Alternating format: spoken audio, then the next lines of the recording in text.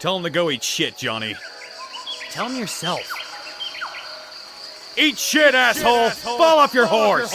I hate to be hyperbolic, no chamber, when I say this, but Snowball Run is the greatest JoJo story that I've read. Heck, one of the best things I've read in general. This, to me, is Rocky's magnum opus as far as the 7 parts I've consumed up to. This part reminds me of Kanye West with his best album and body of work to date, My Beautiful Dark Twisted Fantasy. Little side note, but I believe it's one of the best hip-hop albums of all time, but that's neither here nor there. SBR just feels similar to what we've received before, but just so different that you couldn't even pair it with the rest. Now, there can be a multitude of reasons for this change on how SBR is so different compared to its previous parts. First off, in this story, the universe is reset, not being involved or continuing any story beats from the previous 6 parts, giving it that clean wipe and slate to work off of, and giving Araki a chance to basically have a do-over. Secondly, the series also transitioned from being a weekly series to a monthly series in Jumping magazines, meaning it received a longer page count each chapter, giving Araki the room to develop his concepts more, and it switched to a more mature audience as well, with making the jump from shonen to seinen. And lastly, we also have the mangaka, Hirohiko Araki, the god, the chef himself. Oh my god, bro, is dick riding all you do? No, I'm Like, saying you literally got that nigga dick in your mouth right now. I see it. Who felt he was not held back by industry standards or the magazine to compromise on the story he wanted to tell. From the character development, settings, battles, and stakes, this is definitely the JoJo's we've come to know and love, but it's just more than that. Wait, let him cook. This puts JoJo onto a different trajectory on so many levels and just proved that even being in the game for over 20 years, Araki is still yearning to improve his craft.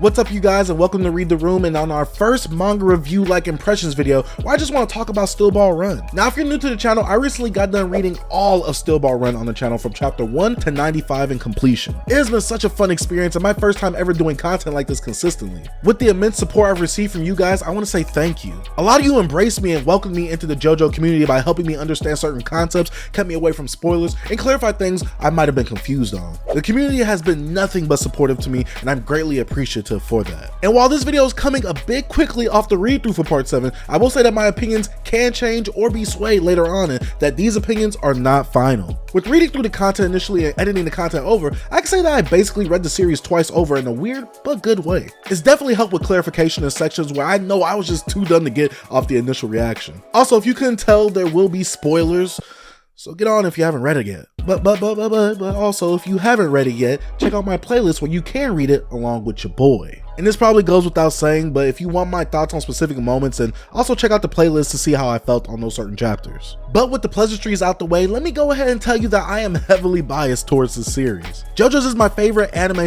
/ manga series, right behind the godfather of shonen action, Dragon Ball Z. JoJo's has just hit with me in a way I never imagined, with the big buff testosterone men, the sus poses, the great fashion / drip, and the action, man.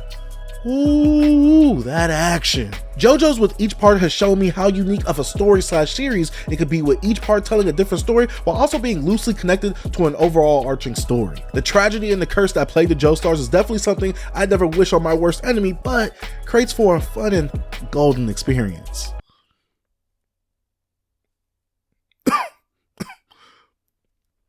Okay, I will never make a joke like that ever again. Before we head into the video fully, make sure you like the video to let me know if you like content like this, and subscribe to the channel if you haven't already to support your boy. Now, let's talk about Snowball Run.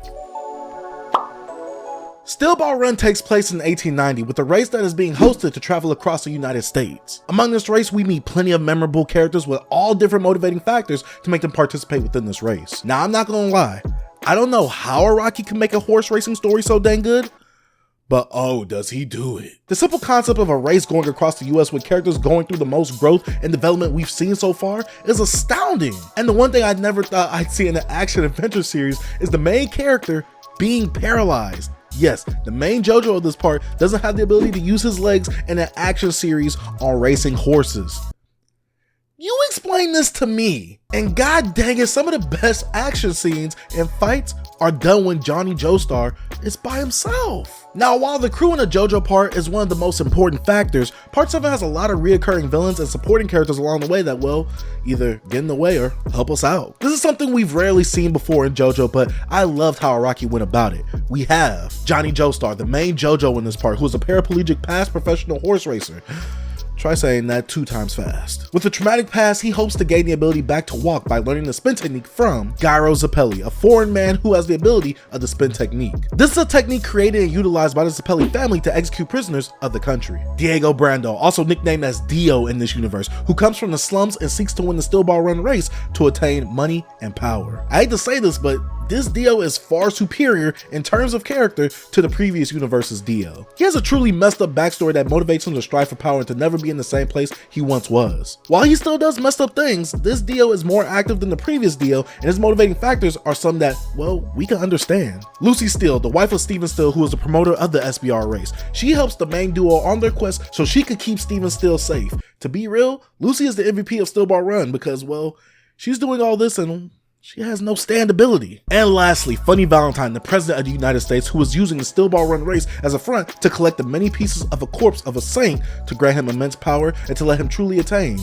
the first napkin. The reason I chose to only talk about these characters is because, well, we often get the story told through one of their eyes and follow them around. These are also the most developed characters as well. But if I had to give some honorable mentions to characters that I would like to talk about, they'd be Hot Pants, a servant of the Vatican and someone who is also looking for the corpse pieces to atone for her past sins.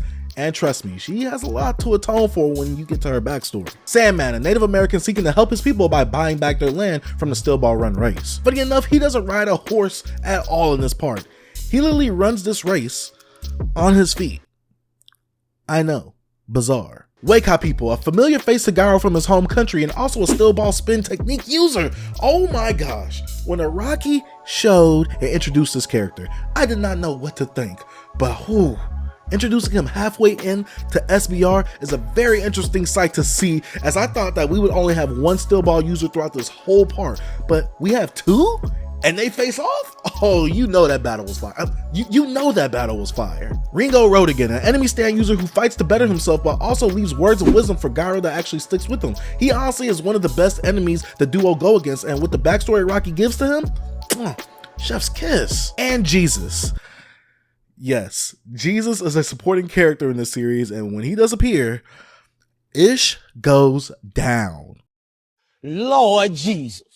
Araki even gave Jesus a quote-unquote backstory, which is crazy to say out loud, but Araki does it. I don't know how he does it, but he really does it. Also, I gotta say that the True Man's World is some of the dopest ish in terms of a thing/zone that we get introduced to in this part as well. It's not really touched upon later on, but I really like it. We have a lot of characters in part 7 that really leave a lasting impression, and in usual JoJo's fashion, the battles are fire and they are very memorable. One thing I do love about the cast in part 7 is that we really only travel with Gyro and Johnny as the crew. Like I said before, we have characters that help us along the way, but they don't travel with us. They go and do their own thing while Johnny and Gyro stick together while running the race. This gives Araki a lot more time to cook with Gyro and Johnny's character. Just imagine this, your mom is making that one dish you love in that crock pot and just letting it simmer and cook all day.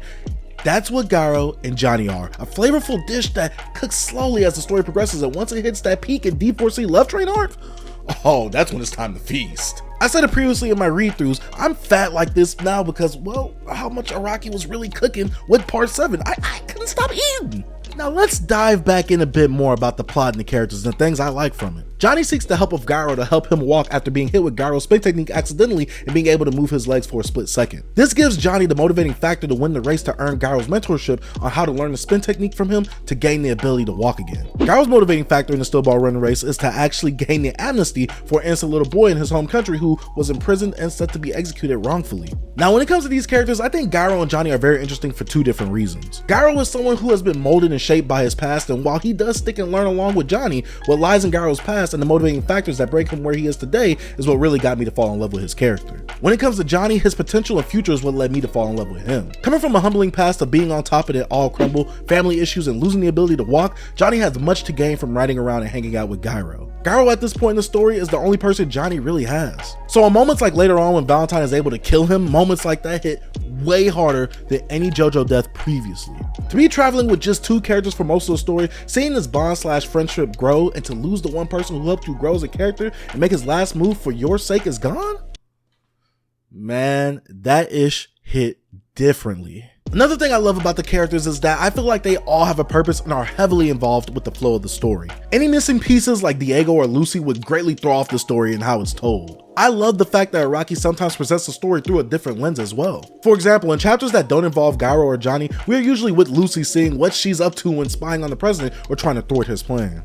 I honestly thought that Lucy was just going to be a minor and forgettable character, but she really is the one that helps hold suspenseful moments like this, like her espionage chapters together. She's literally just a 14-year-old girl meddling in Stan User's business and holds her own to some degree. And lastly, we gotta talk about the antagonists, Diego and Funny Valentine. Something that surprised me was the fact that Dio wasn't the big bad of this part, even though I did foresee him being the last enemy we defeated. Dio being a regular talented racer who entered the race to win the prize money, but then eventually form an alliance with Valentine was something I did not see coming. I knew at some point one of them was going to cross each other, but to see the alliance form and break up soon after was such a great unraveling with the realistic approach Araki takes with it. Also, this Dio is way more involved in the past universe's Dio, with him having way more screen time and us being able to see him being used, manipulated, and shiesty.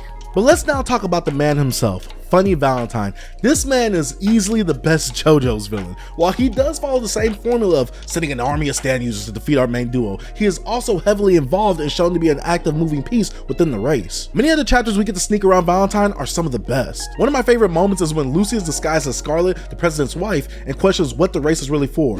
And I'm telling you, when Valentine is giving that napkin speech, ooh, I didn't get it at first, but on that second reading, ooh, it hit. The moments of him calling the shots and being on the defense against characters like Diego and Hot Pants or Diego and Wake Hot People were some great battles, and there were always some stakes with someone dying in each of those battles. Valentine also has a believable and good backstory with his father dying for him in the country and Valentine forming the sense of justice to protect his home country, America. I don't want to make this video too long, but I love Valentine as a character and a villain.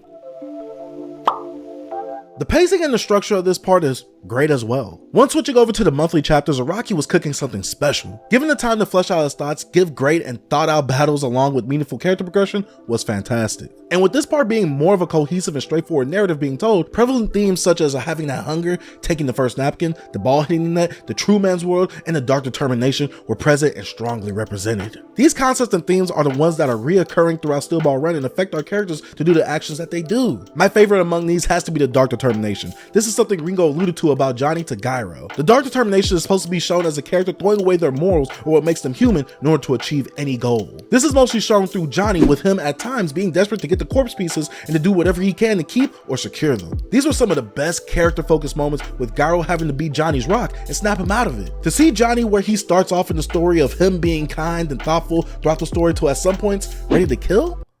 Oh, Araki was cooking. Something finger licking good special. That's what I'm talking about. The lore that Araki lays within the story of the corpse pieces belonging to Jesus, the devil's palm being the thing that give people their stand abilities, and the backstory he gives to these characters are unique and very compelling. One thing I thought was very dope about this part was the uniqueness and design of the stands and their abilities. This part easily has the best battles and character moments throughout the entire series. I was about to use this section to list off some of my favorite moments, but once I started listing them, I had about half of the series in it. This part leaves such a lasting impression that it's hard for me to choose, and I might have to do another video on this topic one day. And before we head out, we gotta talk about how unique this part is. While this part does take from some previous parts and pays homage to it, Araki does so much to utilize those concepts, revitalize them, and make them feel brand new. Basically what I'm saying is he stole his own flow, switched it up, and made it his again.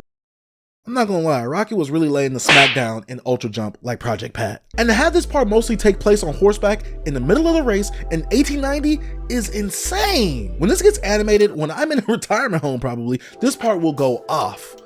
Obviously if it's animated well. Using the setting and making each destination on the race a place to collect the corpse piece was fantastic. Having our duo hunt these corpse pieces while Valentine is also hunting those corpse pieces, while Lucy is spying on Valentine, while Valentine has his goons scattered across all these destinations, whew, it's a doozy, but it just meshes so well together. Also, based off of what I read, Araki really steps his game up when it comes to his artwork and sequence of paneling. This boy was going in on the monthly chapters, and they were well worth it because, ooh, it just read and flowed so well.